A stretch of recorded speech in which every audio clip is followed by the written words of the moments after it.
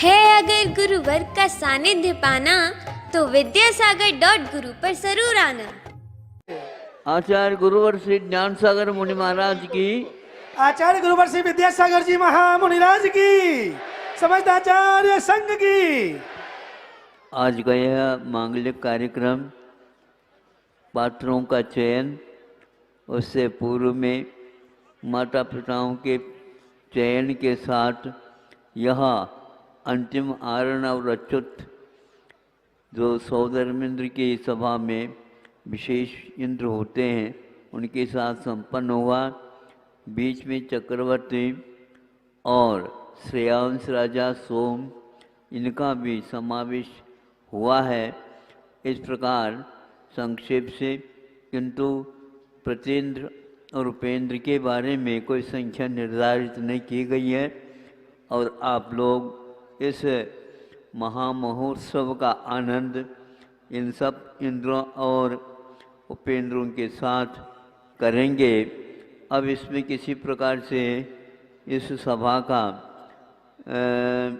संवर्धन तो संभव है, लेकिन कम करना अब किसी प्रकार से संभव नहीं है।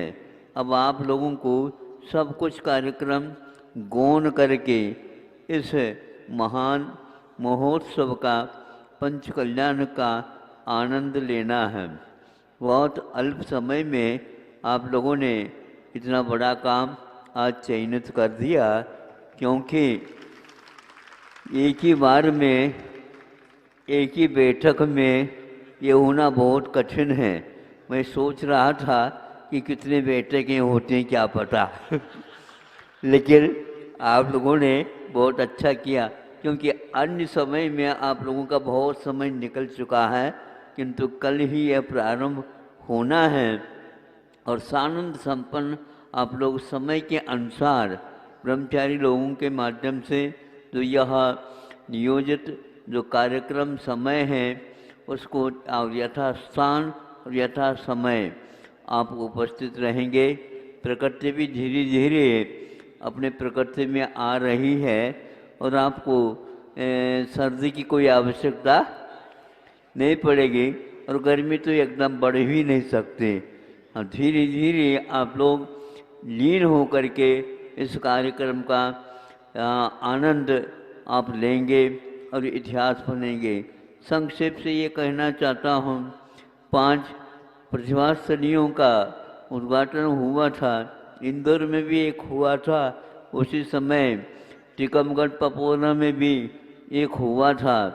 यहाँ पर थोड़ा सा उसमें थोड़ी कमी रह गई थी और उसके इस पंच कल्याण के निमित्त को लेकर के ये कार्य जो संपन्न हुआ, ये अपने आप में बहुत महत्वपूर्ण है। आप इतिहास की ओर देखते हैं तो ऐसे बहुत बड़े बड़े काम हुए हैं, लेकिन पंचम काल में भी इस प्रकार आप लोग एकता के कारण इतना बड़ा महोत्सव और बहुत बड़ी रचना का आप लोगों ने जो बीड़ा उठाया है वह एक प्रकार से बहुत ही पुण्यवर्धक है और मोक्ष मार्ग प्रकाश के लिए वह कारणभूत है। इस युग में, इस काल में, इस आप लोगों के समाज के माध्यम से ये धर्म प्रभावना का एक कार्य संपन्न होने जा रहा है।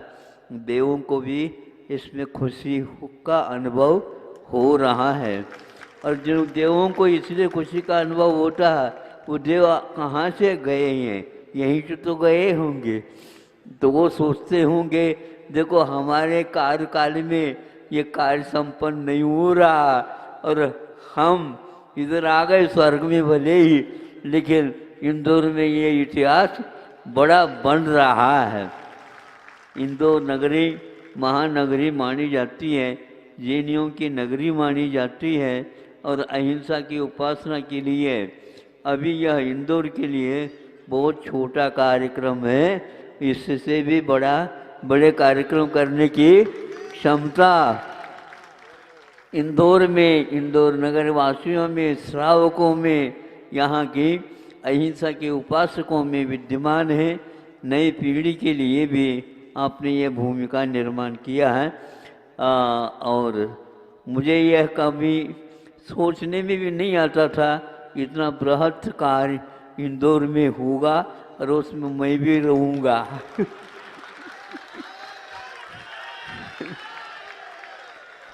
देखो ऐसा है कि हम तो हिस्सा लेकर के चलना चाहते हैं, पूरा नहीं हो सकता, लेकिन हिस्सा में भी बहुत बड़ा काम हो जाता है। तो सौधर्मेंद्र आदि भी अपने टीम बना लेते हैं, अपना समूह ये रखते हैं, तब कहीं जा कर के वह कार्य संपन्न होता। केवल सौधर्मेंद्र के माध्यम से थोड़ी होता है, ये सारी इकाई उसके साथ जुड़ जाती तो हो जाती है।